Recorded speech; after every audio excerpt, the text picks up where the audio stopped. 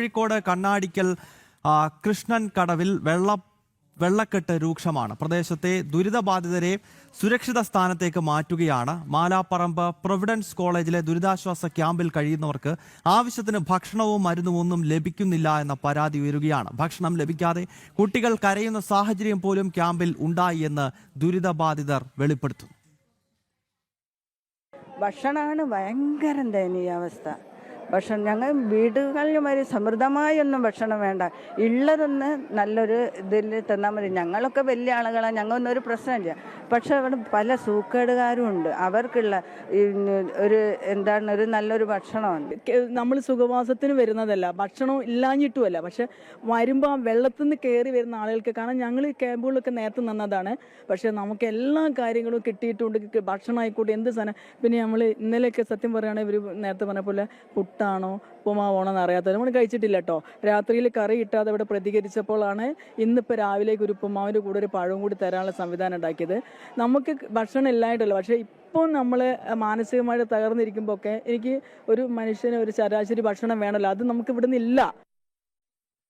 അനഘ ഹർഷൻ കോഴിക്കോട് നിന്ന് ചേരുകയാണ്. അനഘ, ഇത് കേവലം കോഴിക്കോട്ടെ ഏതെങ്കിലും ഒരു ദുരിതാശ്വാസ ക്യാമ്പിലെ മാത്രം സാഹചര്യമല്ല. സംസ്ഥാനത്ത് പല ദുരിതാശ്വാസ ക്യാമ്പുകളുടെയും അവസ്ഥ, സർക്കാരിന്റെ ക്യാമ്പുകളുടെ അവസ്ഥ ഇത് തന്നെയാണ്. ഇപ്പോൾ അമ്മമാർ പറയുന്നത് വ്യക്തമാണ്. അതായത് വിഭവസമൃദ്ധമായ ആഹാരം വേണം എന്നതല്ല, പക്ഷേ മനുഷ്യന് കഴിക്കാൻ പറ്റുന്ന, പ്രത്യേകിച്ച് കുഞ്ഞുങ്ങൾക്ക് ബിസ്ക്കറ്റെങ്കിലും അതെങ്കിലും കൊടുക്കുവാനുള്ള സാമാന്യമായ മര്യാദ ഇവിടുത്തെ ഭരണകൂടത്തിനുണ്ട്. അത് അവരുടെ ഭാഗത്ത് നിന്നും ഉണ്ടാകുന്നില്ല എന്ന് വേണമല്ലോ മനസ്സിലാക്കാൻ. അനഘ,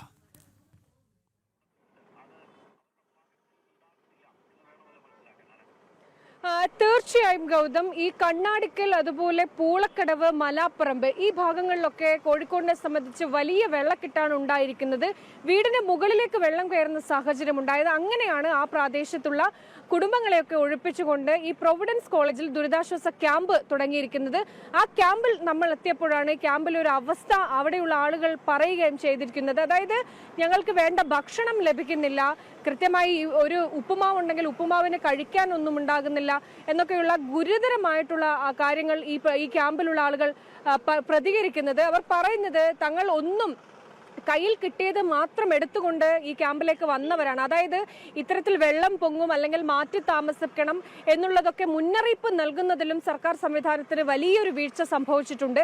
ഇതിന്റെ ഭാഗമായി തന്നെയാണ്, അതുകൊണ്ട് തന്നെ തങ്ങൾക്ക് കൃത്യമായി ഒന്നും എടുത്തു വെക്കുകയോ അല്ലെങ്കിൽ മാറ്റി വെക്കുകയോ ഒന്നും ചെയ്തിട്ടില്ല. കയ്യിൽ കിട്ടിയത് മാത്രം എടുത്ത് ദുരിതാശ്വാസ ക്യാമ്പിലേക്ക് വന്നവരാണ് അവിടെയുള്ള പകുതിയിലധികം പേരും. 113-ലധികം ആളുകൾ ആ ദുരിതാശ്വാസ ക്യാമ്പിലുണ്ട്.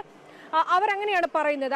അങ്ങനെ എത്തിയവർക്ക് കൃത്യമായ ഒരു സംവിധാനമോ ഉൽപ്പന്നങ്ങളോ അല്ലെങ്കിൽ ഡ്രസ്സോ മറ്റു കാര്യങ്ങളോ ഒന്നും അവിടെ നിന്ന് ലഭിക്കുന്നില്ല. ആവശ്യത്തിന് ഭക്ഷണം പോലും, ഒരു മനുഷ്യന് കഴിക്കേണ്ട ഭക്ഷണം പോലും ആ ക്യാമ്പിൽ നിന്ന് ലഭിക്കാത്തൊരു സാഹചര്യം ഉണ്ട് എന്നുള്ളതാണ്. പ്രത്യേകിച്ച് നിരവധി കുട്ടികൾ ആ ക്യാമ്പിലുണ്ട്. കുട്ടികൾക്ക് ആവശ്യത്തിന് ഭക്ഷണം ലഭിച്ചില്ല. രാവിലെ ഒരു ചായ കഴിച്ചാൽ പിന്നീട് ഉച്ചയ്ക്ക് ഒരു ചോറ് മാത്രമാണ്. കുട്ടികളോട് തങ്ങൾ എന്ത് പറയും? അതായത് അവിടെ നിന്ന് സാധനം വാങ്ങാനൊക്കെ പോകാനും വലിയ പ്രയാസം അനുഭവപ്പെടുന്നവരുണ്ട്, രോഗികളുണ്ട്. അങ്ങനെ ഒരു ക്യാമ്പിന്റെ അവസ്ഥ, കോഴിക്കോട്ടെ ഈ ഭാഗത്തുള്ള ഒരു ക്യാമ്പിന്റെ അവസ്ഥയാണ് നമ്മളിപ്പോൾ പ്രേക്ഷകരെ കാണിച്ചിരിക്കുന്നത്. ആ ക്യാമ്പിലുള്ള ആളുകളുടെ പ്രതികരണമാണ് ഇത്രയധികം ദയനീയമായി അവർ പ്രതികരിക്കുകയാണ്. എന്തായാലും വിഷയം അധികൃതരുടെ ശ്രദ്ധയിൽ കൃത്യമായി നമ്മളടക്കം പെടുത്തുകയും ചെയ്തിട്ടുണ്ട്. ഇനി അറിയേണ്ടത് ഏതെങ്കിലും തരത്തിൽ ഇവർ അത് ലഭ്യമാക്കാനുള്ള നടപടി ഉണ്ടാവുമോ എന്ന് മാത്രമാണ്. കോഴിക്കോടിനെ സംബന്ധിച്ച് ഇന്ന് രാവിലെ മുതൽ മഴ അല്പം മാറി നിൽക്കുന്ന സാഹചര്യമുണ്ട്.